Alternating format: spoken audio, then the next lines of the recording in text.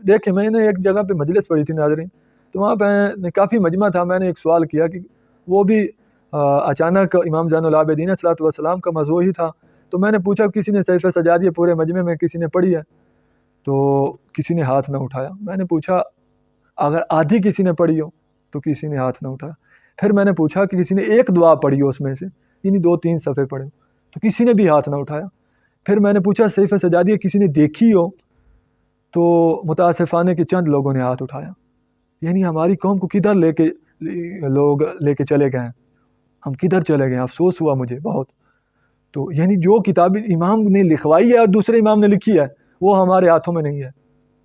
तो फ़ज़ूल चीज़ें हमारे हाथों में बहुत ज़्यादा, मोबाइल देख लो, मोबाइल में पता नहीं कितनी लग़वियात होंगी, वो हमारे हाथों में हैं। अगर जो इमाम ने लिखवाई है, जो इमाम ने लिखी है, वो हमारे हाथ में नहीं है, उसका हमें पता भी नहीं है।